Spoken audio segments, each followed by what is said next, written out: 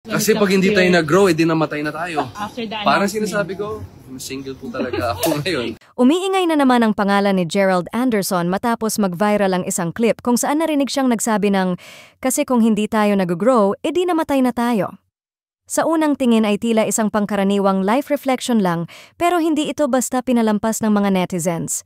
Ayon sa kanila, tila may patama raw ito sa isang past relationship, particular na sa ex niya na si Julia Barreto, kahit walang direktang binanggit si Gerald. Dagdag pa sa ikinainit ng usapan, hindi umano nakaligtas sa fans ang kasunod na pahayag ni Gerald na, "Hindi ako parang single talaga ako ngayon." Para sa karamihan, may bigat daw ang delivery nito. Tila may pinakakawalan, may binibitawang sama ng loob, o may tinatapos na bahagi ng buhay na ayaw na niyang balikan. Agad itong binigyang kulay ng social media. May mga nagkomento na parang may bitterness raw sa tono niya, samantalang may iba namang naniniwalang normal lang na pinagdaanan niya ang mga emosyon na iyon dahil sa mga nakaraang relasyon na naging sentro ng atensyon at kontrobersya.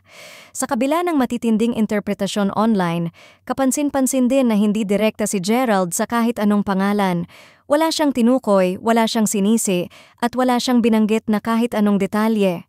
Pero dahil kilala si Gerald bilang isang personalidad na madalas mapunta sa gitna ng ingay ng showbiz relationships, mabilis talagang humahaba ang kwento sa tuwing may binitawan siyang linyang open for interpretation.